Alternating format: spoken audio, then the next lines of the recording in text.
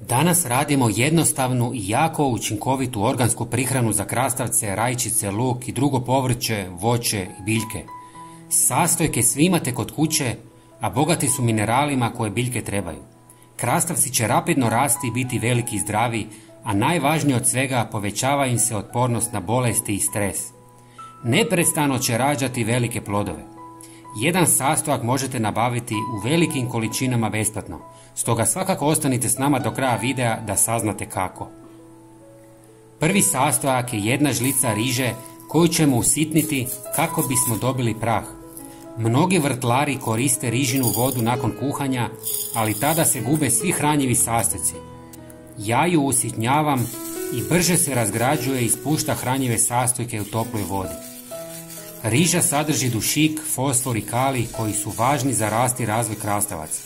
Osim toga, riža također može poboljšati strukturu tla, zadržavajući vlagu i tako biljkama pomaže da se nose sa sušom i velikim vrućinama.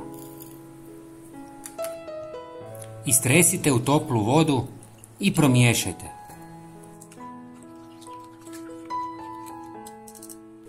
Drugi sastojak je kora od banane koju ćemo izrezati na sitnije dijelove kako bismo lakše otpustili hranjive tvari. Preferiramo organski uzgoj banana kako bismo osigurali vrhunske kvalitete za naše biljke. No ako nisu organski uzgojene, važno je temeljito ih oprati. Kora banane predstavlja izvrstan prirodni izvor hranjivih tvari za krastavce i ostale biljke, obilujući kalijem, dušikom i fosforom. Osim toga, sadrži magnezij ključan za proces fotosinteze, što unapređuje apsorpciju sunčeve energije. Banane možete besplatno dobiti u slastičarnicama jer ga oni smatraju otpadom. Dodajte u vodu i ostavite da stoji 24 sata. Nakon 24 sata procijedite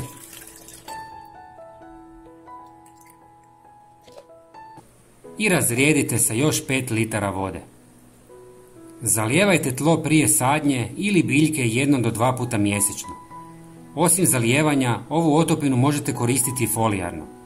Jednostavno je procijedite još jednom kroz gazu i špricajte biljke također 1 do 2 puta mjesečno. Prijatelji, pogledajte i naš sljedeći video na vašem ekranu i podijelite ovaj video sa prijateljima. Hvala vam puno. Pozdrav!